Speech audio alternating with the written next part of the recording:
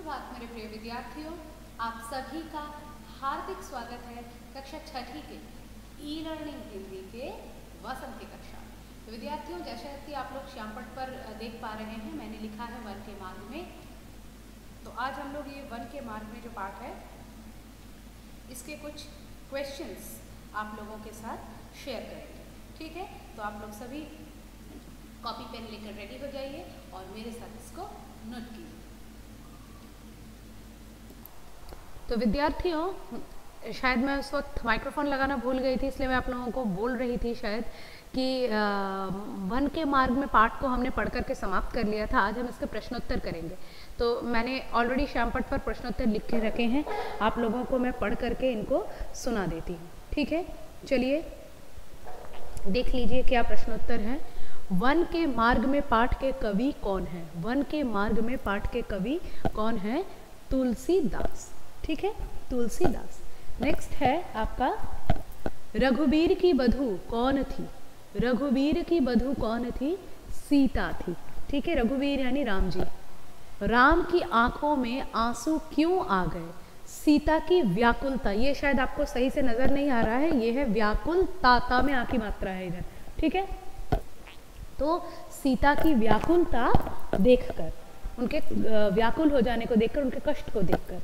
पर्णकुटी किस चीज से बनी होती है? पर्ण यानी पत्ता, कल ही बोला था मैंने आप लोगों से।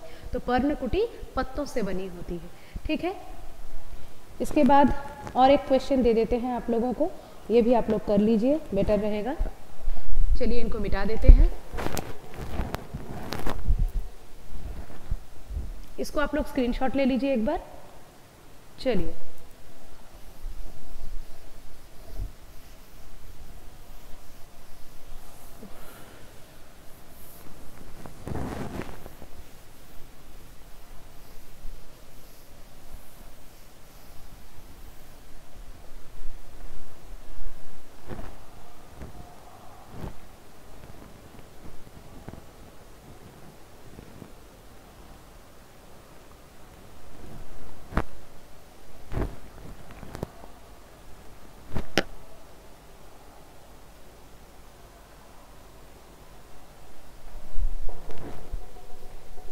नंबर 5 बहुत आसान क्वेश्चन है।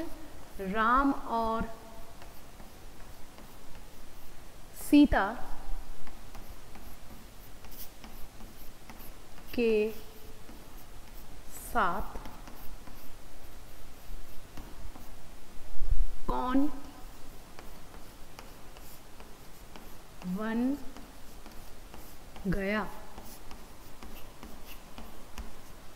राम और सीता के साथ लक्ष्मण वन गए। ठीक है, क्या आंसर होगा? लक्ष्मण वन गए।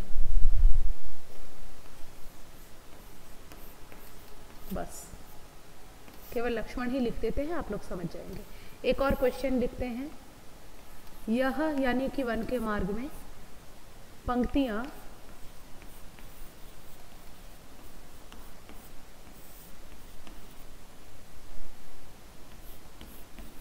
किस छंद में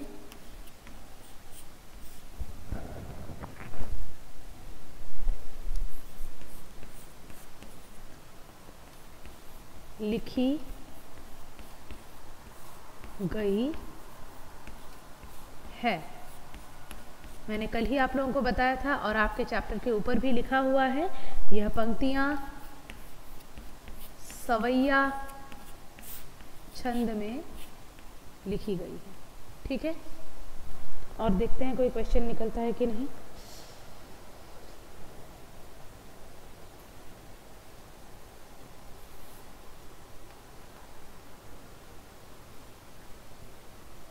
इतना आप लोग पहले नोट कर लीजिए।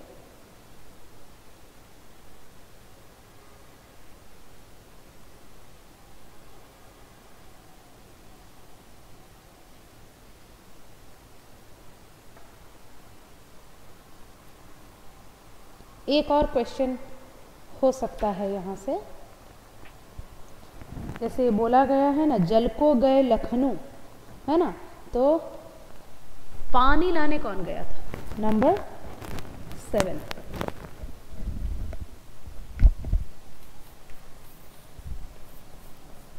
पानी लाने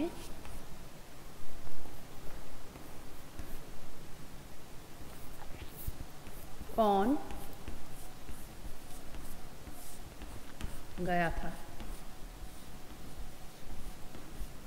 पानी लाने लक्ष्मण गए थे।